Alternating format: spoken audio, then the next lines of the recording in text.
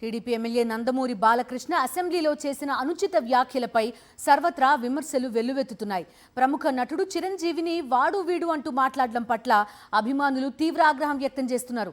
మాజీ CM YS Jagan ఉద్దేశించి అత్యంత నీచంగా వ్యాఖ్యానించడాన్ని వైఎస్ఆర్సీపీ తీవ్ర స్థాయిలో తప్పుబట్టింది. సంస్కారం లేకుండా మాట్లాడుతున్న బాలకృష్ణ తన తీరు మార్చుకోవాలని, వెంటనే క్షమాపణ చెప్పాలనే డిమాండ్లు పెరుగుతున్నాయి.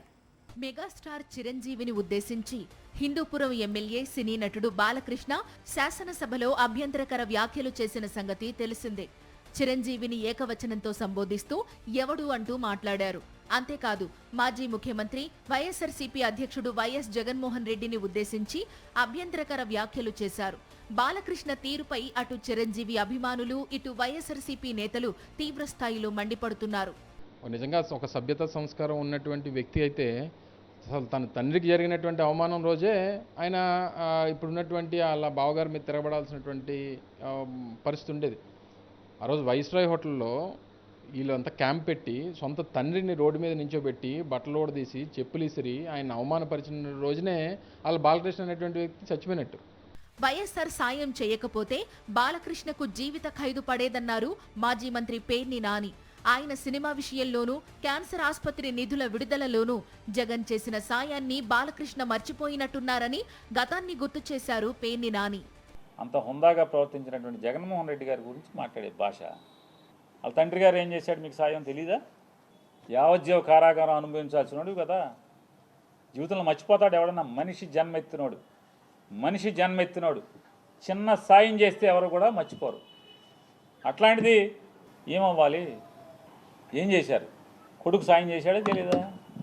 చేశాడు కదా.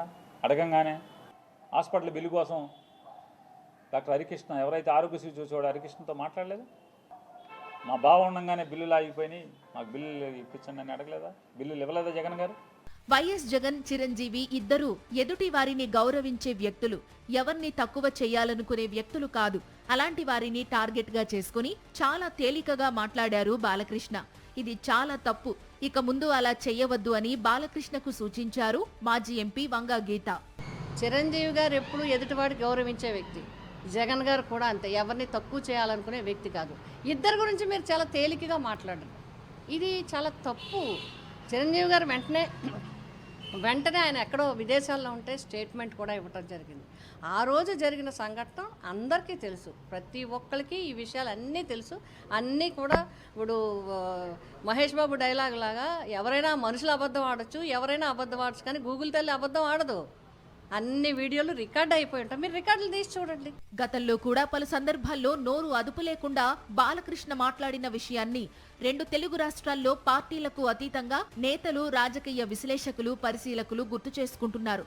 సాయం చేసిన మనుషులను గౌరవించకపోయినా పర్వాలేదు, అగౌరవపరచడం ఆపేయాలని, హోదాకు తగిన స్థాయిలో వ్యవహరించాలని కోరుతున్నారు.